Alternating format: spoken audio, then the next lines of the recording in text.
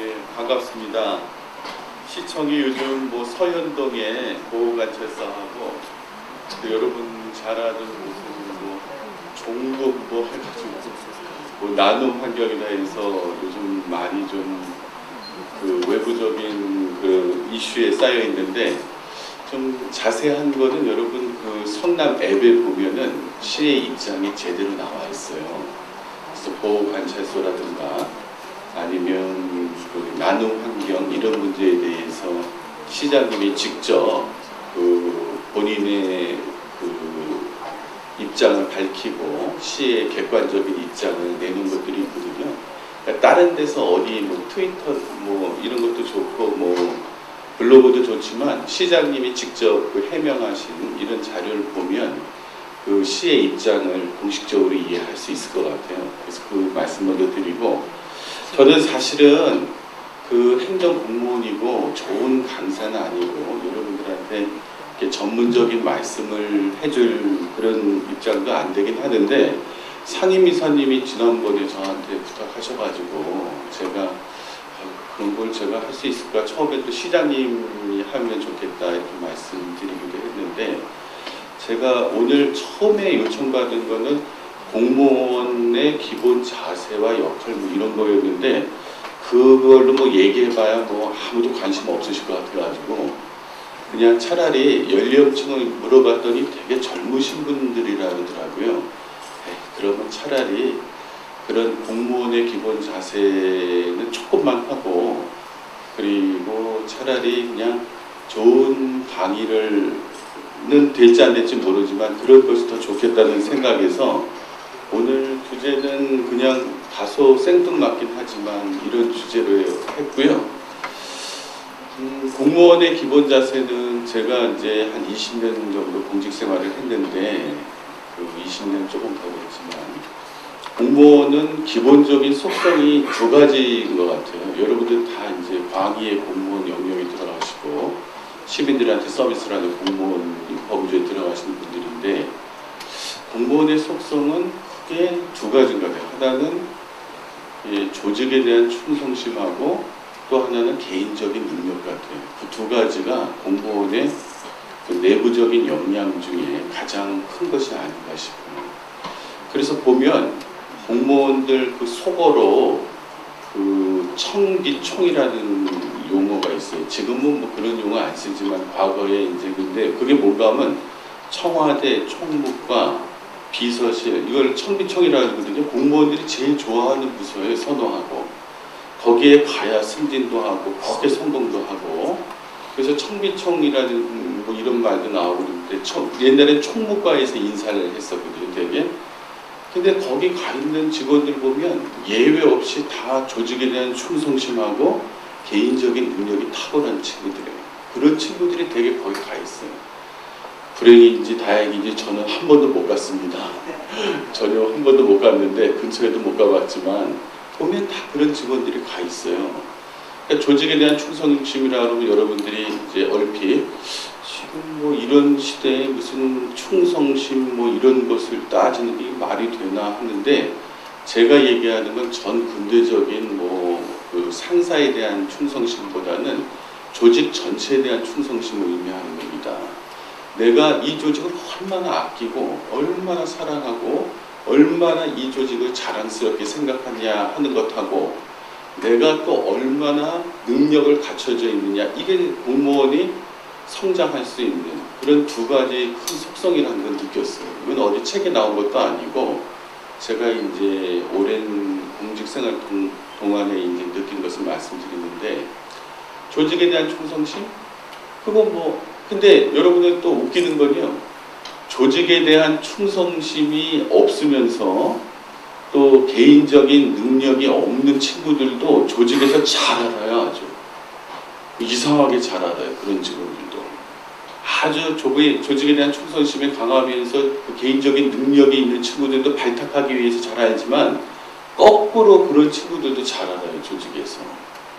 제가 과거에 이제 도청에서 어떤 이제 그 과장을 할 때 그 좋은 친구가 있어가지고 그 친구를 좀 데려오려고 했었어요. 사무관인데 그래서 그때 부지사님한테 이제 부탁을 했더니, 아유, 그 직원 힘들어. 그 이 과장뿐만 아니라 달래는 데가 대여섯 군데네.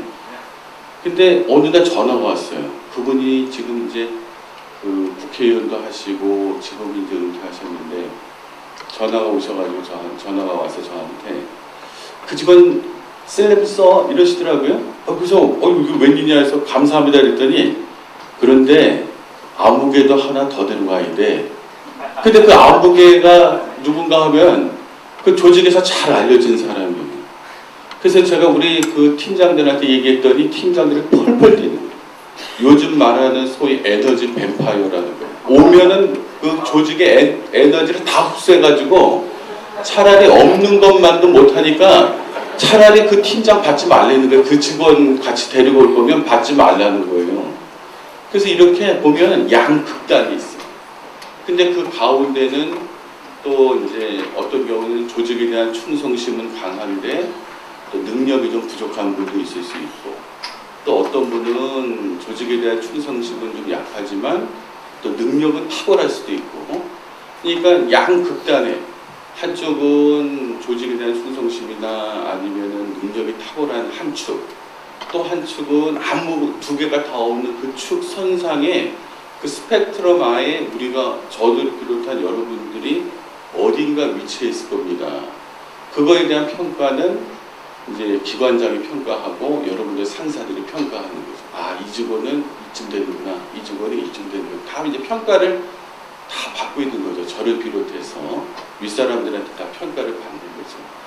그래서 여기서 이제 사실은 좋은 평가를 받고 또 사실은 여러분들이 직장에서 성공하려면 좋은 평가를 받아야죠. 그래야 신나고 제일 바람직한 거는 제가 보기엔 직장인을 그 집에까지는 가져가지 마시는데 직장에서 아빠가 또는 엄마가 또는 형이 또는 아들로서 하고 있는 일을 집에 가서 자랑할 수 있으면 아이들한테 야 아빠가 이런 거 하고 있어 하면서 자랑할 수 있으면 또 부인한테든 배우자한테든 내가 하는 일을 이 산책을 하면서 나 요새 이런 거 하는데 너무 재밌고 보람있고 이렇게 얘기할 수 있으면 이게 가장 그 성공한 공직 생활이 아닌가 싶어요. 그런 정도가 된다면. 그래서 이 사실은 이제 두 가지 능력을 이제 잘 키우는 방법이 별거 아니에요. 사실은 조금만 노력하면 됩니다. 이따가도 여기 제가 이제 말씀하실 때 성실은 누구나 할 수 있는 거예요. 성실은 자질이 필요 없거든요. 그건 누구나 할 수 있는 거예요. 가령 이 기관장이나 아니면 과장이나 부서장이 돼서 보면요. 늦게 오는 직원 다 알아요. 아주 잘 보여요. 본인은 잘 몰라요. 살짝 들어오니까. 근데 위에 사람들은 잘 보입니다. 늦게 들어오는 거. 그리고 빨리 나가는 것도 잘 보여요. 그것도. 요즘 뭐 유연근무제 대해서 뭐 법적으로 다 하지만 사실은 그래도 아직도 그런 이제 공직사회에 그런 게 좀 남아있잖아요. 그래서 어떤 직원들은 아침에 일찍 와서 신문을 싹 먼저 보고 거기서 또 중요한 거를 싹 뽑아가지고 먼저 이렇게 아는 직원들이 있고 또 더 뛰어난 직원들은요. 토요일, 일요일도 행정 현상은 멈추지 않아요. 공무원들은 마치 토요일, 일요일 날 자기가 노니까 행정이 멈추는 줄 아는데 그때도 행정이 계속 돌아가고 주민생활은 계속 연결되는 거거든요. 토요일, 일요일 날 있었던 그런 것들을 쭉 모니터링 해가지고 아침에 자기하고 관련된 일에 대해서 숙지하고 또 부서장이 알아야 될 것들을 이렇게 메모해서 주는 직원들도 있더라는 거예요. 어떤 직원들은 이제 신문이 요즘은 여러분이니까 신문 다 보고 자기 조직에서 일어난 일을 미리 알고 있는 거죠. 제일 취약한 시간이 월요일 날 아침이거든요. 월요일 날 아침이 제일 취약해요. 그때는 다 멍 때리고 있다가 한꺼번에 나타나는 시간이거든요. 근데 아까도 얘기했지만 행정현상은 계속 이루어지고 있는데 우리만 모르거든요. 근데 그거를 다 모니터링하고 또 아침에 조간 신문을 한 8시 전에만 다 볼 수 있으면 안심이 되는 거죠. 다 대비하고 그냥 마음속에 준비도 하고 그렇지 않고 그냥 그 토요일을 막 시컷 놀다가 월요일날 그것도 한 9시 근처쯤에서 나와가지고 조직이 발칵 뒤집어가지고 아무개야 어디 갔냐 걔는 왜 안 나오냐 이런 상황에서 출근하면 어떻게 되겠어요? 그러니까 토의 일요일도 상당히 중요한 시간이에요. 그렇다고 여러분들 그 시간에 가족하고 보내는 시간을 없애라는 얘기가 아니고 얼마나 그때도 여러분 인터넷 다 보시잖아요. 그때도 인터넷 볼 때 우리 조직에 관한 것도 스크랩 해놓고 다음 주에 일어난 일들도 미리 한번 이렇게 좀 자료도 좀 정리해 놓고 그럴 때 월요일날 출근하면은 굉장히 이렇게 좀 부담이 없죠. 근데 그런 직원들이 조직에 있어요. 그 아침에 일찍 와서 그런 것들을 하는 그런 직원들이 있더라고요. 또 평소에도 전문 서적을 보고 그런 직원들이 있더라고요. 그 성실성 이런 것들은 사실은 그거는 특별한 자질 없이 자기가 희생하면 되는 것들이에요. 어떻게 보면 조직에 대한 충성심은 희생이라고도 할 수 있거든요. 내 조직에 대한 희생. 또 저녁에 A 부서든 A, B, C 부서가 있는데 A 부서는 뭐 그냥 야근을 하고 난리 치는데 B하고 C는 별거 없어요. 그렇다고 해서 B, C가 룰루룰루 하면서 너 일 많이 하니까 열심히 하고서 나가는 것보다는 그냥 그 직원한테 가서 내가 좀 도와줄 거 없을까? 뭐 그런 직원들이 조직에 대한 충성심이죠. 또 새로운 일이 바깥에서 들어와요. 그러면은 그거 과장은요 고민이에요. 어디다 줄지 모르거든. 줬다가는 그냥 막 톡톡 쏘고 그냥 그거 우리 거 아닌데 왜 주셨어요? 뭐 하고 그건 그게 원래 없는 줄 알고 있거든. 근데 그걸 또 받는 직원들이 있어요. 근데 제가 오랜 공직 생활을 보면 거기에 보물이 있어요. 보물이 사실은. 새로운 일 다 날라르거든 서로. 근데 제가 여러 번 경험해보면 아무도 안 하려고 하는 그 새로운 일에 자기가 조직에서 아주 뛰어난 업적을 낼 수 있는 새로운 것들이 있어요. 이미 알려진 것들은 다 알고 있잖아요. 근데 그 새로운 것들에 뭐가 있어요. 그래서 그거를 받는 직원들이 있어요. 팀장도 그렇고 직원도 그렇고. 그러면 그 팀장이나 그 과장은 그걸 기억하죠. 아, 쟤는 내가 줘도 부담이 없겠구나. 그러면서 그 직원의 능력 발전을 도와주죠. 근데 그 톡톡 쏜 직원들은 절대 그 다음부터는 안 줘요. 자기가 당하거든. 마음도 상처 있고 다 똑같거든요, 사람이. 그러니까 이런 것도 조직에 대한 충성심이죠. 그러니까 조직에 대한 충성심은 여러분들 스스로 키울 수 있는 거예요, 그것들은. 그래서 그런 거, 또 능력을 키우는 문제도 능력도 뭐 별게 있나요? 뭐 여러분들 그 전문 서적 같은 것들 좀 많이 보시고 또 신문에 난 것들 다 스크랩하고 자기하고 관련되는 것들 다 해서 그 분야에 내가 최고 전문가가 되면 내가 능력 발휘할 수 있는 그 분야에 대해서 또 조금 앞서가서 생각할 수 있는 것들이에요. 그래서 이런 것들을 잘하는 직원들이 살아있는 조직을 만들고 또 조직을 이끌어 나가고 향후에 우리 그 재단을 먹여 살리는 그런 인물들이 되는 거죠. 또 조직을 늘 보면은 20대 2대8 원칙이 있잖아요. 늘 보면 20명이 80명을 먹여 살린다는 거 아니에요? 그래서 20명만 또 모아놓으면 그 중에서 또 2명만 일하고 4명만 일하고 16명 또 논다는 거 아니에요. 항상 조직을 이끌어 나가는 사람들이 있기 마련이거든요. 근데 그런 사람의 특징을 보면 또 조직의 먹거리를 많이 갖고 와요. 조직의 먹거리를. 여러분들 지금 공무원이시잖아요, 사실은. 그래서 저도 마찬가지지만 조직의 새로운 먹거리를 안 가져와도 우리는 월급 타요. 근데 기업은 망할 수가 있어요. 새로운 먹거리가 없습니다. 오늘날 삼성이 옛날처럼 설탕하고 무슨 모직하고 이런 걸 계속 하고 있다고 생각해 보세요. 오늘날 삼성이 있을 수 없죠. 현대가 지금 옛날처럼 뭐 그런 뭐 경공업 뭐 이런 것을 계속 한다면은 오늘날 현대는 있을 수 없어요. 새로운 먹을 거를 계속 누군가 찾고 있는 거거든요. 이렇게. 그래서 여러분들 중에서도 누군가는 그 먹을 것을 찾고 있는 사람이 있어요. 그런 사람이 사실 조직을 이끌어가는 거예요. 제가 도청에서 평생교육국장이라는 걸 했었는데 평생교육국장 할 때 그 내년도 사업 계획을 하는데 이제 김문수 도지사께서 이 실국장이 한 건만 딱 얘기하라는 거예요. 다 필요 없고 한 건씩만. 근데 이 한 건을 발표를 해야 되는데 중요하잖아요. 자기 평가를 받는 거니까. 그래서 안에서 그 내부적인 뭐 이렇게 뭐 브레인스토밍 같은 것들 했는데 그래서 그때 뭐 마라톤 해킹이라는 것도 있었어요. 여러분 혹시 마라톤 해킹이라는 거 들어보셨어요? 그 삼성에서 하는 건데 경기도에서 저희 부서에서 마라톤 해킹이라는 걸 해가지고 나무 지식을 다 해킹을 해가지고 결론이 나올 때까지 마라톤을 하던 것들이거든요. 그래서 그 마라톤 해킹한다 해가지고 한번 언론에 탄 적도 있었는데 근데 어떤 직원이 저한테 그 국장님 내년에 우리 계획은 그때가 용의 해였거든요. 2년 전에 우리는 내년에 용용용 프로젝트로 가자고 용띠 해였어요.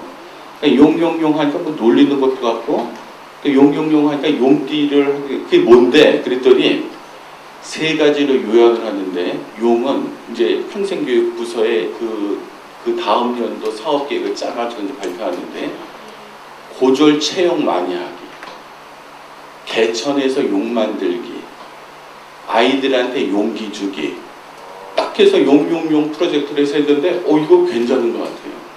그러니까 이렇게 용용용이라는 단어를 만들 수 있어 브랜드 네이밍을 할 수 있을 정도면 이 직원은 그 업무 영역에 대해서 다 알고 있는 거예요. 이미. 모든 업무 영역을 알고 있으면서 이걸 얘기하는 거죠. 그래서 야 이거 괜찮은데 해가지고 딱 발표했는데 그 반응이 좋았어요. 막 웃고 처음에는 용용용이라니까 뭐 놀리는 것 같잖아요. 그래서 그 다음에 이제 보고하는 이제 그 국장들은 고고고 프로젝트 다 이렇게 해서 삼행시를 했는데 고고고 프로젝트는 그 농정국에서 이진찬 국장이라고 지금 이제 안성에 간 국장인데 그거는 살리고 농정이에요. 뭐를 살리고 고고고 해서 거기는 쓰리고에 또 그래서 그 해는 다 용용용 뭐 고고고 해서 그 해는 다 그걸로 했는데 그 창의력이 네이밍한 것도 그것도 굉장한 창의력이거든요. 그 해에 용용용 했는데 이게 왜 가능한가 하면은 이 직원이 주무계 직원이어가지고 전체 업무를 다 알고 있어요. 그러니까 채용하기도 알고 고졸 채용을 많이 해야 된다는 것도 알고 개천에서 용 만들기도 알고 청소년한테 용기 주기도 이게 나름대로 다 이게 묶은 거거든요. 이게 통합, 조정 뭐 이런 것들이 가능하기 때문에 여러분도 이제 제가 거기서 이제 느끼는 거는 어떤 한 분야만 전문가가 되는 것은 굉장히 중요해요. 현대 사회에서. 근데 그거 못지않게 더 중요한 거는 전체를 보는 시각이에요. 그래서 요새 인문학을 굉장히 많이 강조하잖아요. 자기 하나만 하면은 우리 박근혜 대통령 말씀처럼 괴물을 만들 수 있다는 거 아니에요. 인문학의 바탕이 안 된 전문가는 괴물을 양성할 수 있다는 거 박근혜 대통령이 한 말이거든요. 여러분도 하나하나 전문가가 되지만 또 전체적으로 다 알고 있어요. 그래서 제가 여러분들 뭐 상임이사님이나 누가 이사장님이나 누가 물어보면요. 공무원들도 제가 처음에 와서 얘기하면 제 거 아닌데요. 아주 자신 있게 사실은 뻔뻔한 건데 제 거 아닌데요. 물어보면 아주 뻔뻔하게 그래서 물어보면 그건 어느 걸까라고 계속해서 제가 처음에 이제 도청 이제 시청에 와서 뭐라 하냐면 내가 제일 싫어하는 공무원이 그 공무원이다. 시청의 공무원이라면 시청에서 일어나는 대부분의 일은 알고 있으면서 자기에 대해서 전문가가 돼야지 나는 전문가니까 재단에서 하는 일, 시청에서 하는 일 몰라든 그건 아주 요즘 말하면 빵점이고요. 그럼 누가 시민이 물어볼 때 그 시민이 가령 뭐 시청에 공무원이 몇 명이나 있어? 이렇게 물어볼 수 있잖아요. 그러면 그거 내 거 아닌데요? 그 시민들한테 그거 저기 조직에다 물어봐야 돼요. 이렇게 물으면 얼마나 한심하겠어요. 그러니까 일단은 우리 청소년 재단에 대해서는 환하게 그거요. 여러분들 정도의 능력이면 재단 전체 다른 그 청소년 수련관까지 다 공부한다 해도 한 10장, 20장이면요. 그거 여러분들 다 할 수 있어요. 다른 데서 하는 일 금방 다 할 수 있어요. 한두 시간만 공부하면 다 할 수 있어요. 그게 바탕이 돼야 누가 물어봐도 하지. 꼭 자기 전문적인 그것만 알아가지고 그것만 나는 뭐 그거 하다. 그래가지고 또 소니가 망한 거 아니에요. 소니가 아주 그냥 굉장한 그 파티션 같은 그런 행정을 해서 이 소니가 비밀주의 그게 이제 사실은 내부 모니터링하는 좋은 시스템이고 내부에서 일어나는 일을 서로 모르게 만드는 거예요. 이쪽에는 이거 시키고 저쪽에는 저쪽 시키고 그러니까 서로 하는 일을 몰라요. 자기들끼리. 나중에 보니까 이쪽에서 먼저 이미 개발했던 걸 또 개발하고 있고, 또 필요가 없어갖고 옛날에 이미 하지 않아도 된다는 걸 또 개발하고 있고, 그러다 망한 거 아니에요. 전체적인 통합 능력도 상당히 중요하다. 여러분들 그 전체적인 능력도, 거기다 또 개인적인 전문성도 두루 알면, 그러면 이제 앞으로의 여러분들이 리더가 될 수 있는 그런 길이 될 수 있죠. 이것도 또 문제예요. 리더 뭐 그거 해가지고 전체적인 건 잘하는데 자기 건 몰라. 그것도 또 바보죠, 그것도. 바보 측과니까 자기 것도 잘 알고 전체적인 것도 좀 잘 알고.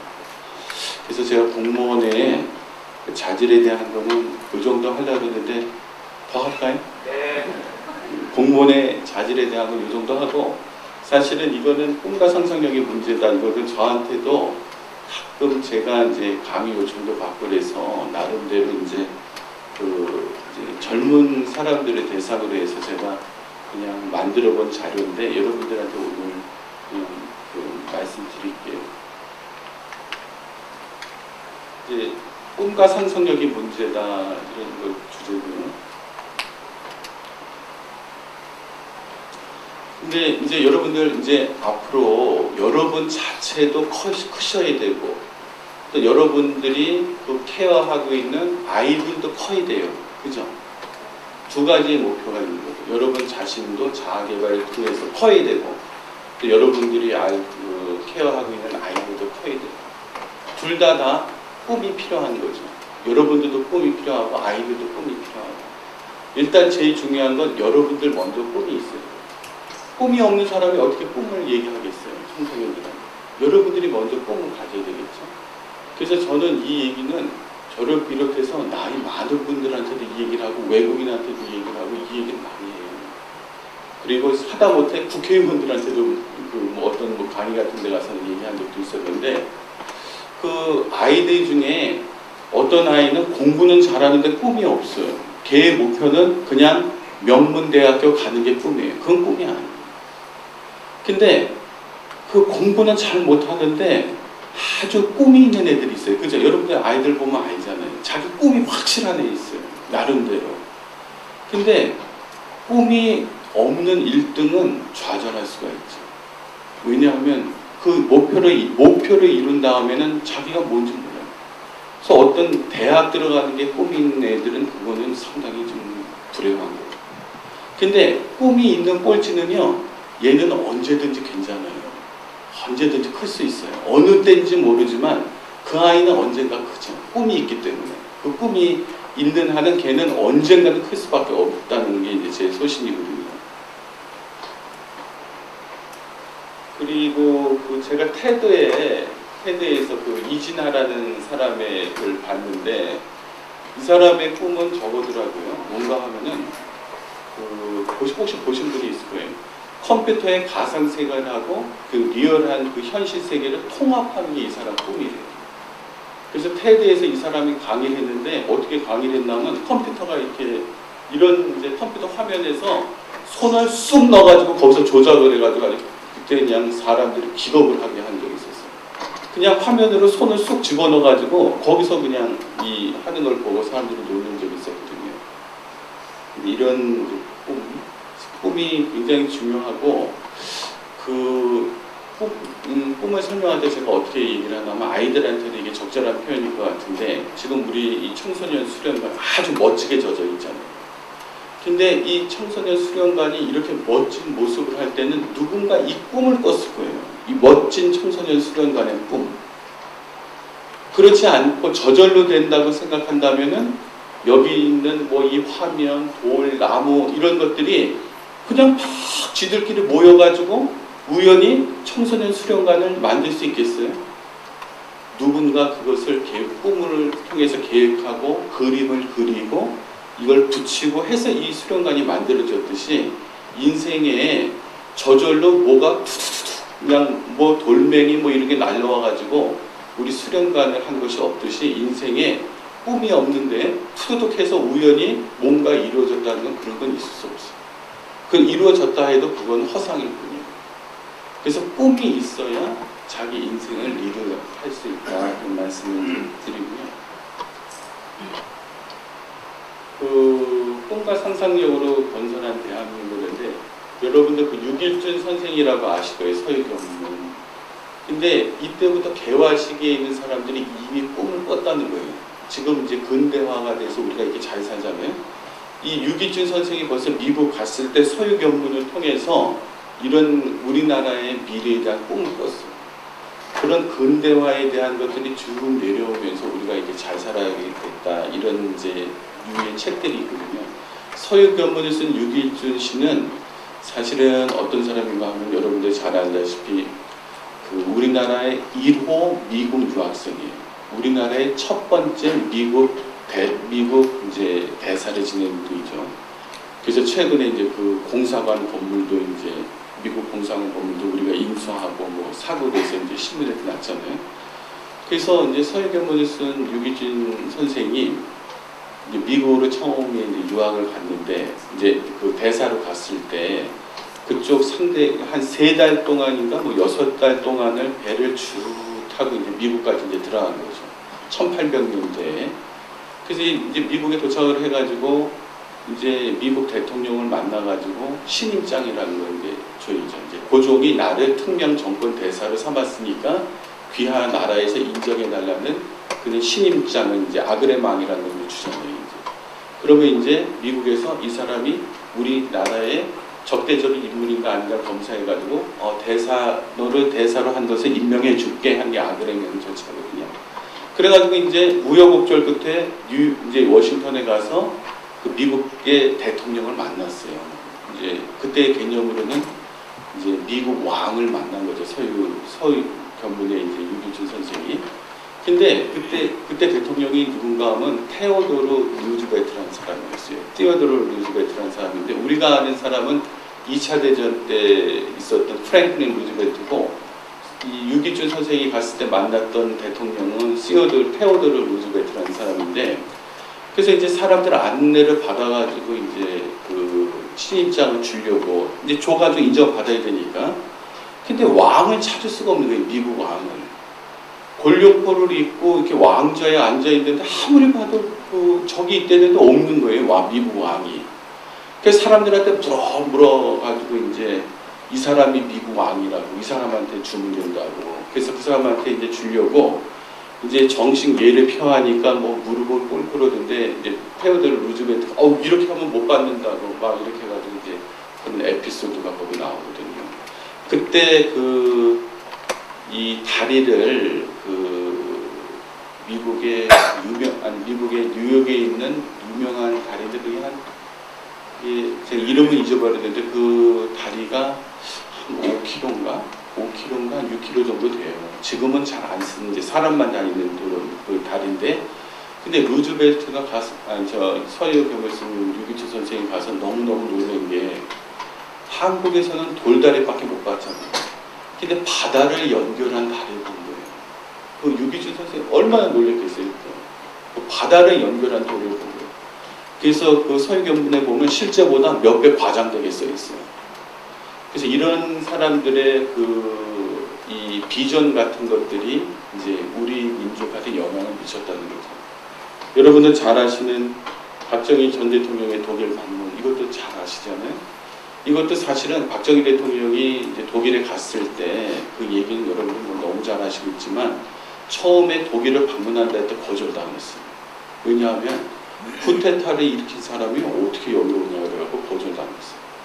그래서 어떻게 해서 사실은 독일에서 유학을 해서 박사학위를 받은 사람이 있었는데 그 사람이 잘 중재를 해가지고 이제 방문을 하게 됐는데 그때 이제 이제 박정희 대통령하고 이제 몇 명이 이제 독일을 방문하게 됐거든요. 근데 그때 전용기가 없잖아요. 그리고 또 가는 비행기도 없었어요. 그래가지고 그쪽에다 또 다시 말해서 뭐라 그랬냐면은 이건 내 방문 허락해 준 건 고마운데 비행기가 없다고. 그래서 독일에서 그 루프트 한자 비행기 있죠. 그게 원래 홍콩인가 일본을 거쳐서 바로 들어가게 돼 있는 거를 박정희 대통령을 태우기 위해서 한국을 거쳐서 독일로 갔어요. 그래서 나무 비행기를 빌려 타고 이제 독일에 내렸죠. 그래서 대통령이 거기서 이제 그 잘하는 얘기는 여러분들 그 이제 광원들하고 그 간호사들 만난 얘기 너무 잘하시잖아요, 그죠? 그래서 광원들을 만났더니 뭐 그냥 뭐 그때 광원 한국에 이제 직업이 없으니까 직업이라는 공무원, 선생님, 은행원밖에 없었던 때니까 그러니까 뭐 한국의 대학생들이 뭐 그냥 광부를 뭐 몇십 대 일, 몇백 대 1을 뚫고 그 서독에 광부로 간 거 아니에요? 근데 서독의 그 채광이 그때 많이 나빠져가지고 지하를 많이 들어와서 봤다는 거예요. 그래서 거기 이제 그런 사람들이 박정희 대통령 보고 그냥 그 박정희 대통령도 그 사람들 보고 그냥 목에 메어가지고 거기서 그냥 서로 우느냐고 하는 그 권리 못 받다는 거예요. 또 유경수 여사는 그 간호사들 거기 하는데 처음에 그 어린 간호사들이 시체 닦는 것부터 시작했다는 거 아니에요? 근데 그때만 해도 벌써 옛날이니까 국모라는 개념이 있어가지고 어머니가 온 거나 마찬가지예요. 그러니까 간호사들이 유경수 여사 보고 이제 뭐 서로 울다가 이제 간다 그러니까 어머니 우리를 놓고 어딜 가시려고 그러냐고 그냥 눈물바닥이 됐다는 거예요. 그건 뭐 이제 여러분들 잘 아시는 얘기고. 그래서 돌아가는 길에 박정희 대통령이 이제 돌아갈 때 이제 그 미국에 아니죠 서독에 대통령이 손수건을 줘서 이제 눈물을 닦으면서 당신 나라도 잘 살 수 있을 것이라고 그렇게 이제 희망을 줬고 그 후에 박정희 대통령이 여러 군데 본 거예요 독일에. 그러면서 우리나라에 대한 비전이 생긴 거예요. 그래서 차관을 얻는데 차관을 누가 주나요? 뭐 차관이라는 게 빚인데 무슨 보증이 있어야 돼요. 그 보증을 못하니까 차관을 못 준다 그러니까 돈은 있어야 도로는 건설하고. 그래서 그때 그 꾀를 낸 게 이제 어떻게 된다 하면 그쪽에 이제 경제장관이 꾀를 낸 게 서독에 그 만약에 너희 나라에 노는 사람 많지. 그 많아요. 그러면 그 사람들이 서독에 광고하고 간호사를 보내. 그럼 그거를 담보로 해서 너희한테 차관을 빌려줄게. 그래서 차관을 얻어오거든요. 근데 지금 이제 하는 것들이 이제 독일에서 이제 그 비전을 세운 건데 독일의 경제장관이 뭐라 그러냐면 박정희 대통령한테 일단 산이 많으면 경제 개발이 안 되고 잘 살 수가 없다. 산 많은 나라가 잘 사는 거 봤냐? 가만히 보니까 그래. 뭐 아프가니스탄 뭐 이런 나라 뭐 산 많은 나라는 잘 되는 나라가 없어요. 보니까 실제로. 산이 많으면 나라가 부강해질 수 없어. 일단 도로를 깔아야 돼. 도로를 깔려면은 그 다음에 차가 다녀야 되지. 차를 만들려면은 제철 사업을 해야 돼. 이게 가르쳐 준 거예요. 꿈을 푸는 거예요. 그걸 한국에 와서 실현해서 오늘날 그런 비전이 현실화돼가지고 한국이 만든 거예요. 그래서 제가 꿈과 상상력으로 건설한 대한민국. 이런 비전이 없었다면 대한민국에 오는 모습은 없었겠죠. 그리고 실제로 다른 나라들이 그런 비전이 없었기 때문에 오늘날 이렇게 발전을 못하고 있죠. 그 필리핀 같은 나라는 우리의 그 참전을 했던 나라예요. 참전. 6.25 때 참전한 나라거든요. 근데 그 필리핀이 1970년대까지는 아시아에서 일본 다음으로 잘 사는 나라였어요. 필리핀이. 그래서 아시아 개발은행이라고 ADB 은행이 거기 있었거든요. 아시안 디벨롭먼트 뱅크라 해가지고 ADB 차관 아파트라고 혹시 아세요?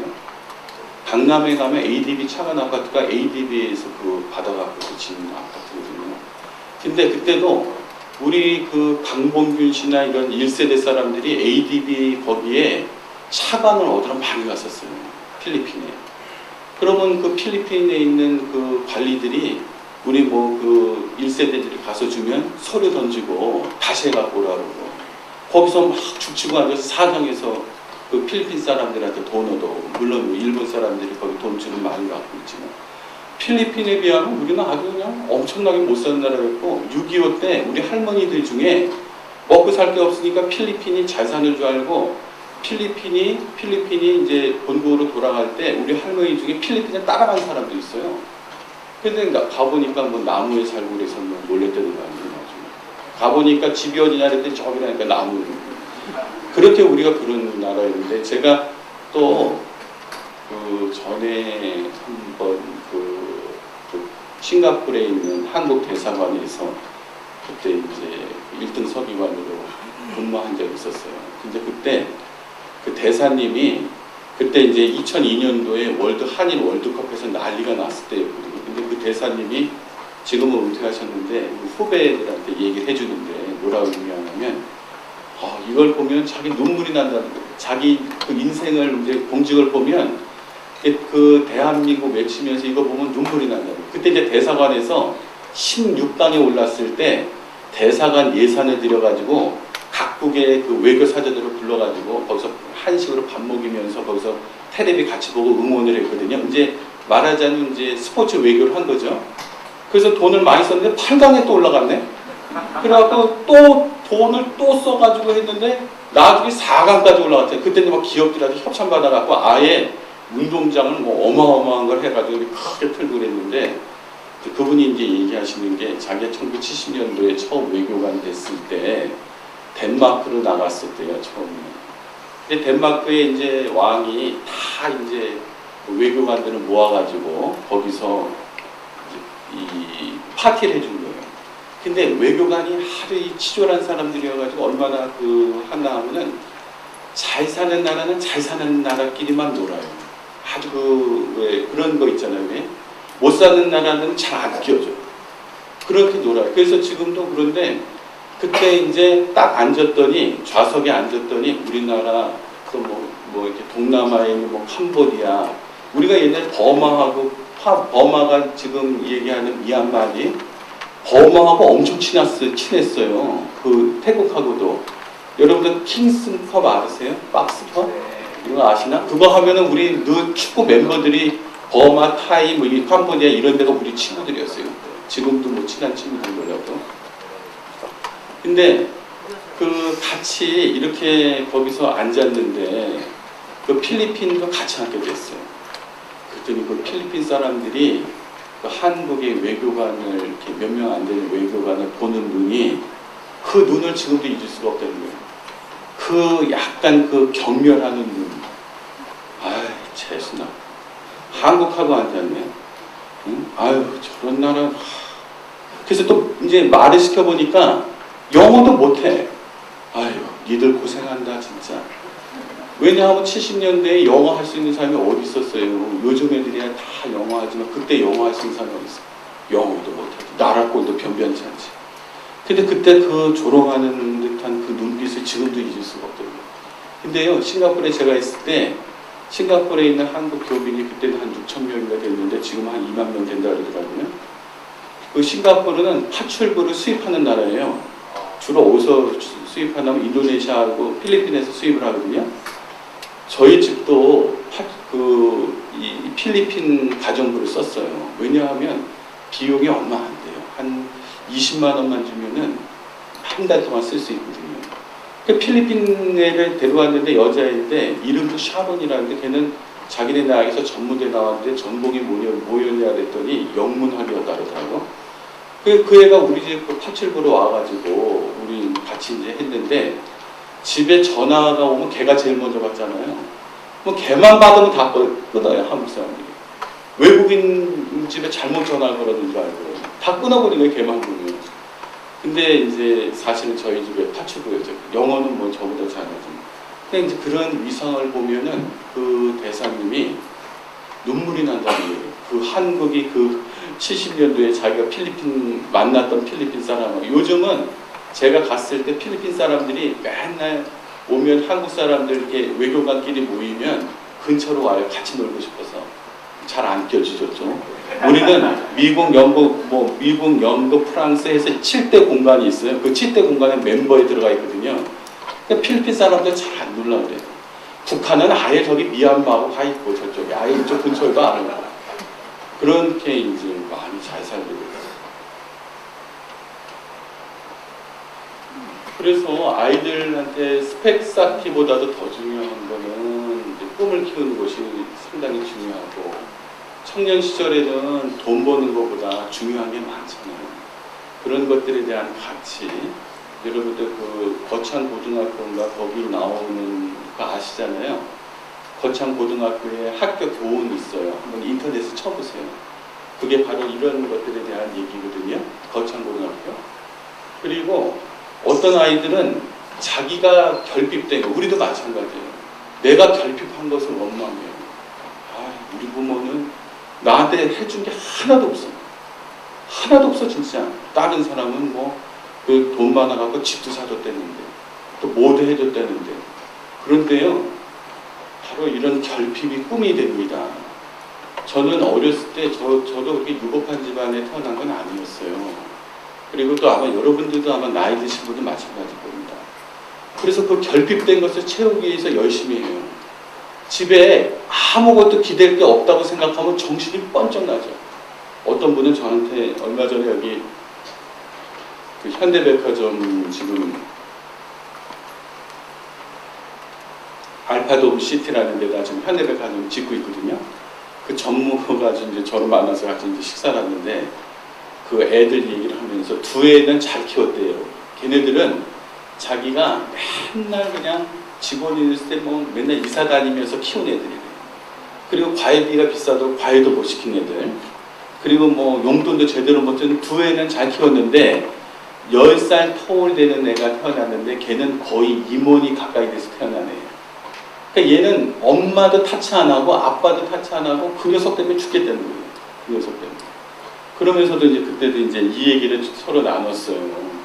근데 그분도 아주 잘 사는 집에 있다가 자기가 초등학교 때 아버지가 망해가지고 형제들이 와가지고 자기한테 뭐라 그러냐면, 야 아무개야, 이제 아빠가 망했으니 어떻게 했냐.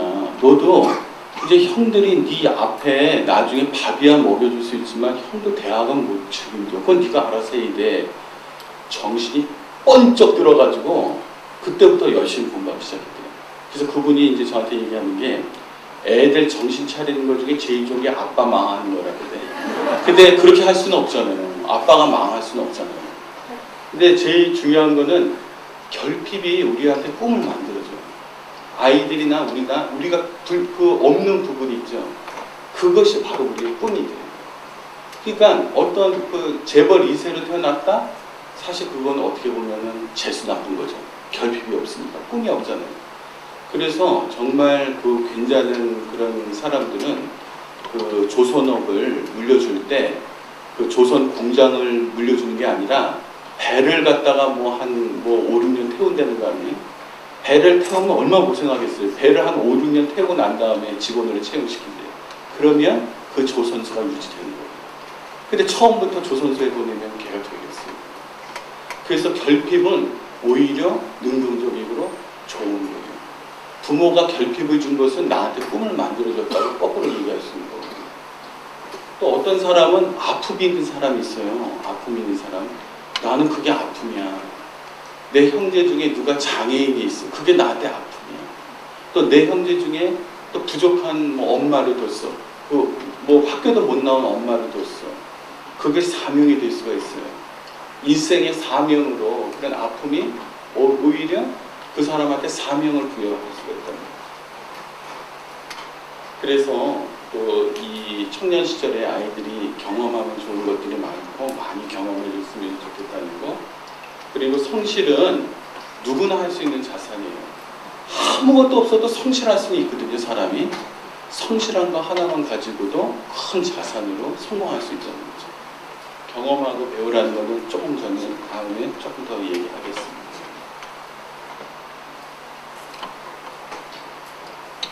근데 우리가 이런 꿈과 비전을 키우려면 상상력을 키워야 되는데, 우리도 이제 업무의 영역에서 상상력을 키우고, 또 여러분들 인생에서 상상력을 키우고 아이들한테도 상상력을 키워야 될 거 아니에요.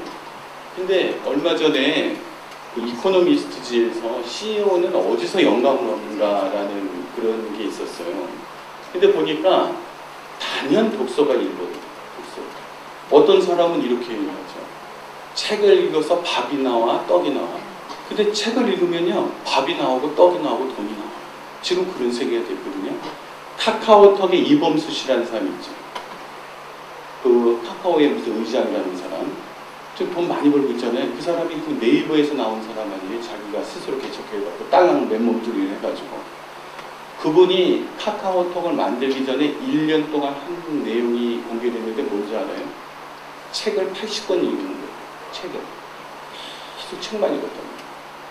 카카오톡을 만드는데 얼마나 도움이 되는지 모르겠지만 하여튼 그 1년 공백 기간 중에 한 일에 80권 책을 읽어먹었어요. 그리고 이제 아이들은 이제 그 책을 통해서 지식을 습득합니다.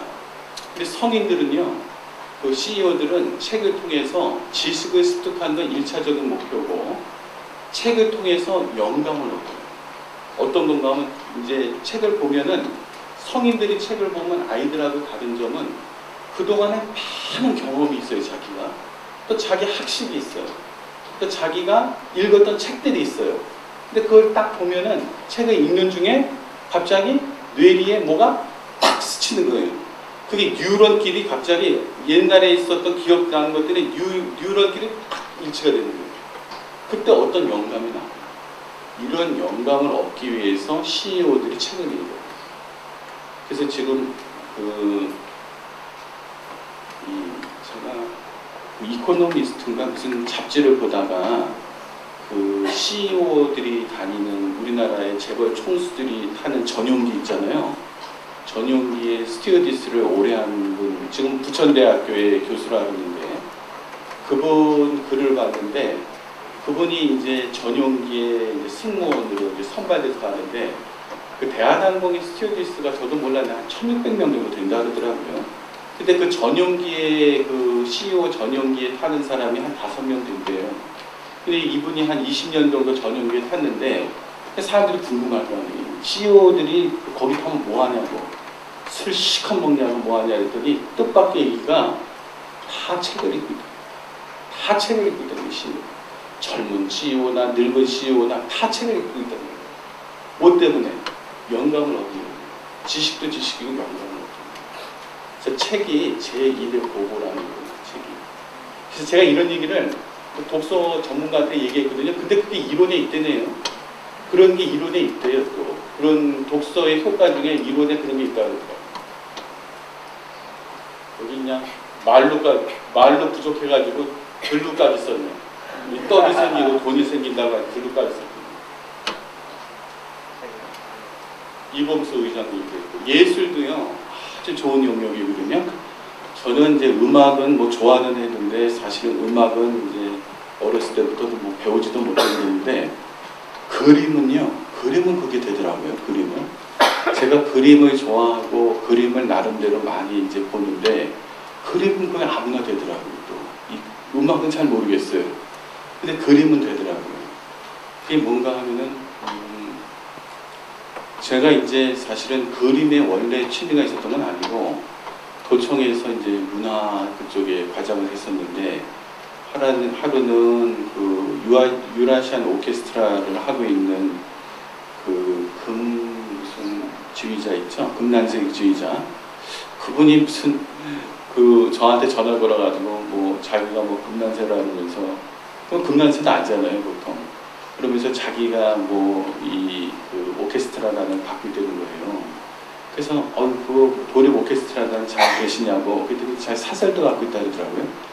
그건 모르겠는데 했더니 이 사람이 막 화를 내는 거예요. 그다음부터 자기 그 오케스트라 모른다고. 그다음부터 말을 안 해요. 그다음부터는 말해봐야 소용이 없다고 생각한 거예요. 그래서 그때 이제 제가 이제 느낀 게 강압적으로 그래도 좀 공부를 해야 되겠다 싶어가지고 공부한 게 미술이었어요.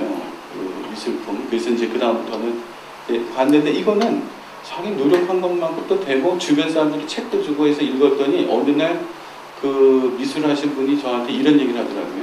그림이 좀 보이세요? 이렇게 얘기하는데 그 말이 그 전까지는 모르다가 보이는 것 같아요. 그러니까 뭔가 하면은 그냥 무슨 의미인가 하면 보인다는 의미가 기쁨이 있는 거예요. 그림을 볼 때 이거 좋은데 하고 나름대로 기쁨이 있는 거예요. 근데 여러분들 이 그림이나 예술을 통해서 어떻게 영감이 자극받을 수 있느냐를 제가 오늘은 책 한 권만 소개시켜 드릴게요. 뭔가 하면은 도서관에 간 CEO라고 동남대학교 교수님이 쓴 책이 있어요. 미술관에 간 CEO. 베스트셀러도 안 됐어요. 미술관에 간 CEO거든요. 근데 이분이 제가 원하는 그런 답을 준 분이었어요. 그래서 도에서도 불러가지고 한번 강의도 하고 듣고 그랬는데, 미술관에 간 CEO거든요. 예술품이 어떻게 CEO들한테 상상력을 불어넣는지에 대해서 그거에 대해서 아주 잘 써있어요. 미술관에 간 CEO인데 한번 책을 빌려보지 마시고 하나 사세요. 빌려보니까 나중에 이제 또 보려니까 또 그렇더라고요. 또 하나 보시고 그런 것들을 이제 하나 보고 그래서 이제 마무리 짓는 건데 나의 경쟁자는 너무 여러분들 좁게 보지 말라는 거예요. NHN의 이혜진이는 자기 경쟁자를 구글의 누구라고 얘기합니다. 이 사람 이혜진이 얘기하는 게 누군가 하면은 김연아예요, 김연아. 자기 적수가 김연아라고. 그리고 또 엉뚱한 거 보면은 엉뚱한 경쟁자들을 얘기해요. 그리고 저거 있잖아요, 왜 오토바이 중에 헐리 데이비스라고 왜 이렇게 해서 타는 거 있잖아요. 여기다 머리에다 2번 쓰고 자화시켜 쓰는 거 아세요? 할리 데이비스? 그거 타는 사람 할리 데이비스의 경쟁자는 BMW가 아니라는 거예요. BMW가 원래 오토바이 잘 만들잖아요. BMW가 아니라 할리 데이비스의 경쟁자는 고급 사치품, 와인, 그리고 여행 이런 게 자기 사치품이라는 거예요. 자기의 경쟁자라고. 그러니까 할리 데이비스를 선택하거나 아니면 세계 입주를 선택하거나 이런 식으로 경쟁자를 전혀 엉뚱한 데서 찾고 있어요, 이 사람들. 그리고 좀 필요한 건 맥이라는 얘기가 있는데 여러분은 또 이런 것도 있어요. 저놈만 없으면 뭐라고 하기는 어렵고 저분만 없으면 정말 내가 이 조직에서 엄청 잘 나갈 텐데 저 액세스 때문에 맨날 내가 고생하네. 아우 얄미워. 근데요 우리가 다 미꾸라지라고 생각하면 그 사람이 맥이에요. 그 사람 때문에 우리가 정신 차리고 있는 거예요, 사실은. 그 사람 없으면 다 멍 때리고 있을 텐데 그 사람이 막 휘젓고 다니고 막 잘난 척 하는 바람에 우리도 피곤하지만 정신 차리고 있는 거거든요. 조직에 그런 사람은 아주 우리한테 좋은 사람이에요. 왜냐하면 그 사람 때문에 우리가 그 사람처럼 되고 그 사람보다 더 능가할 마음이 생깁니다. 조직에 경쟁자가 생기는 건 좋습니다. 그리고 게리 스펜스 변호사라는 사람의 유명한 사람도 아니에요. 그냥 이 사람의 제가 기사를 읽어본 적이 있었는데 일생 동안에 한 번도 안 진 사람이래요. 미국에서 변호사를 해가지고 일생 동안에 한 번도 안 졌다는 거예요, 이 사람이. 그래갖고 이 사람의 얘기를 하니까 이제 사람들이 이제 같이 취재를 해가지고 했는데 뜻밖의 이 사람의 얘기가 뭔가 하면 당신 그렇게 하면 완전 프로네. 어휴 좋겠다, 돈 잘 벌고. 근데 이 사람은 한 번 할 때마다 늘 떨리고 아주 그냥 부들부들 떨리는 심정으로 올라갔고 그렇게 지금도 거의 60, 70살이 된 지금도 무대 위에 올라간 즉 이제 변호사가 돼가지고 할 때는 지금도 부들부들하게 떨고 그렇게 해서 준비를 한다는 거예요. 그래서 어떤 분은 이렇게 아주 잘 나가는 사람은 저거는 타고났어. 저건 저 사람은 선천적으로 잘해. 근데 그렇지 않아요. 저 역시 여러분들하고 이렇게 얘기할 때 제 반응을 봅니다. 여러분들 반응을 보면요. 눈을 보면 알고 있거든요. 제 얘기를 듣는지 안 듣는지. 근데 제가 다 얘기할 때 여러분들 다 졸고 있고 뒤로 자빠져 있고 그러면은 제가 상처받잖아요. 똑같은 거예요. 누구나 겁을 먹고. 그런데 그걸 극복하는 거죠. 그래서 게리 스펜스는 그 요령이 뭔가 하면 그거를 인정했다는 거예요. 인정. 뭐라고 인정했냐면은 항상 떨리는 습관을 주체를 못 해가지고 그거를 자기 것으로 받아들여야 돼. 나는 원래 그런 사람이야. 그렇지만 괜찮아. 그거 가지고서도 내가 여태까지 잘했으니까. 여러분도 혹시 약점이 있으면 그것조차도 여러분들 강점으로 만들 수 있어요. 제 강의는 이제 거의 이제 마무리인데 오늘은 여러분들 젊은 분들이 많이 오셨고 아이들한테 직접 또 이렇게 계속 말을 전달을 많이 하시니까 마지막으로 이 우화는 널리 전파한다는 뜻에서 마지막으로 인디안 우화 하나 하고 제가 마치려고 그러는데요. 인디언이 이제 사막을 가는데 방울뱀이 누군가 그냥 함정 같은 데서 우화예요. 함정 같은 데서 살려달라고 막 애원을 하는데 들여다보니까 방울뱀. 근데 방울뱀이라는 거는 물리면 죽는 거 아니에요. 근데 이 방울뱀이 너무 애처롭게 살려달라고. 그래서 그 인디안 청년이 그 지팡이를 해서 구해줬어요. 근데 딱 물어버렸네. 그래서 죽으면서 그 인디안 청년이 야, 내가 너를 살려줬는데 너 나한테 어떻게 이럴 수가 있어. 근데 방울뱀이 뭐라 그러나 하면 너 내가 그런 놈인 줄 알았잖아. 이게 뭔가 하면은 미국의 마야 캠페인에 나오는 거야.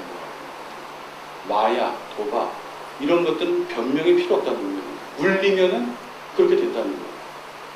그러니까 많이 경험하라 그랬잖아요. 근데 우리가 경험해서는 안 되는 것들이 있어요. 마야, 도박 이런 것은 경험하면 안 되는 영역이에요. 근데 또 그러면 여러분들 중에 어떤 사람이 도박은 뭐 맨날 하고 있는데 뭐 중도가 안 되던데 할 수도 있고 맨날 고스톱 쳐도 괜찮은데 그런 사람 있잖아요. 누가 물릴지 몰라요. 누가 물릴지.